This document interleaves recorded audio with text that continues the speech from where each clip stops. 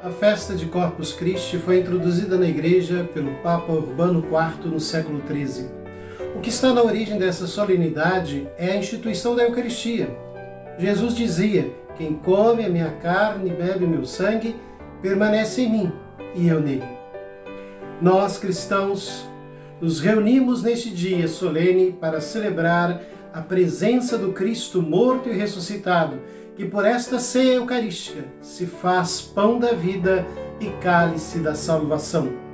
Cremos que essa presença é sustento e força em nossa caminhada de fé, é o elo de comunhão de toda a Igreja e sinal de nossa pertença a Cristo.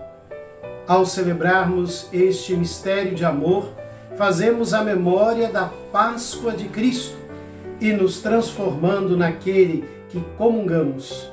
A celebração desta festa solene de Corpus Christi, caminhando com Jesus eucarístico, é justamente uma demonstração da imagem da Igreja que devemos ser: comunidade, comunhão, participação, missão de discípulos verdadeiramente missionários de Jesus Cristo, testemunhando a alegria da fé, a vida nova do reino de Deus no meio de nós.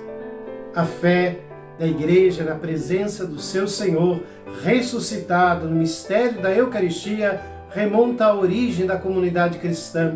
São Paulo transmite o que recebeu da tradição. Cerca de 25 anos depois da morte de Jesus, é a narração mais antiga da Eucaristia.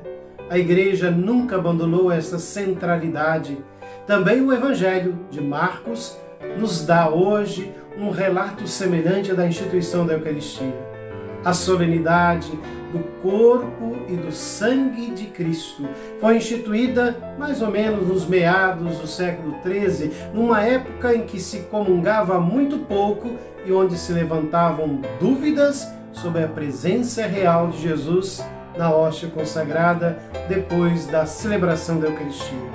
A Igreja respondeu, não com longos discursos, mas com um ato. Sim, Jesus está verdadeiramente presente mesmo depois do fim da missa.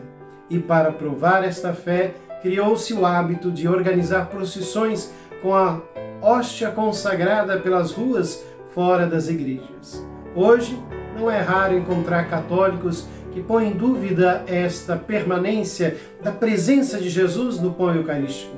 As palavras de Jesus nos esclarecem. Este é o meu corpo, este cálice é a nova aliança no meu sangue.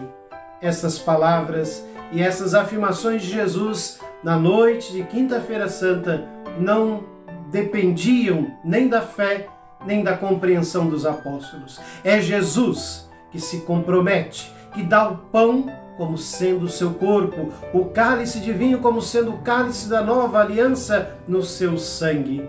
Só Ele pode ter influência neste pão e neste vinho pela ação do Espírito Santo. Hoje é o sacerdote ordenado que pronuncia as palavras de Jesus, mas não é ele que lhe dá sentido e realidade, é sempre Jesus. Jesus ressuscitado que se compromete exatamente como na noite de Quinta-feira Santa. O sacerdote e toda a comunidade com ele são convidados a aderir à fé e esta ação de Jesus, mas não tem o poder de retirar a eficácia das palavras que não lhe pertencem. A Igreja tem razão em celebrar a permanência da presença de Jesus. Que esta seja para cada um de nós fonte de maravilhamento e de ação de graças. Há uma lei até biológica da nossa condição humana. Nós precisamos comer para viver. A nossa vida espiritual exige também ser alimentada, exige ser cuidada para crescer e ser fecunda. Jesus revela todo o seu amor pelos homens e o seu desejo de os saciar com o verdadeiro alimento, a sua própria vida, o seu corpo entregue como pão da vida, o seu sangue derramado como sangue da aliança. Assim, comungar é ser alimentado pela vida de Jesus, enriquecido pelas suas próprias forças, ser capaz do seu amor.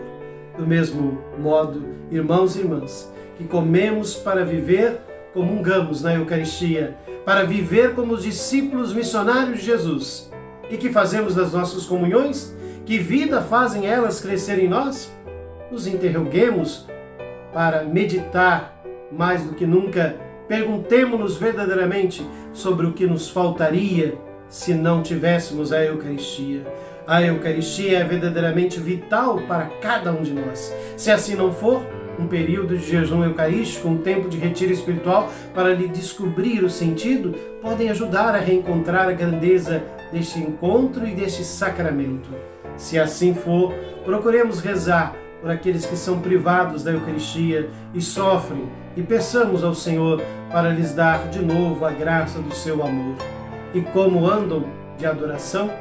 Com a festa do corpo de Deus, vem também a questão das procissões e da adoração eucarística, que devido à pandemia foram reduzidas, mas muitos ainda acompanham de casa, inclusive com adoração online, e outros acompanham e rezam diante do Santíssimo exposto pela rede social, tão distante, mas próximo de nós, em nossos corações, seja na TV Aparecida, na TV Pai Eterno, Rede Vida, Canção Nova e tantos outros meios dessas redes sociais. Se a ocasião se proporcionar, vivamos esse tempo de adoração em ligação à própria celebração, como um prolongamento desta e para melhor nos prepararmos ao serviço dos nossos irmãos e irmãs. A Eucaristia, portanto, é força para a nossa caminhada. Por isso, não devemos dela nos afastar. Se é verdade que às vezes ficamos desanimados, também é verdade que não podemos desistir do caminho do Reino de Deus. Reunidos em comunidade, celebramos essa memória do Senhor e nos fortalecemos para que a nossa solidariedade seja a expressão do amor de Deus por todas as pessoas. Na próxima sexta-feira,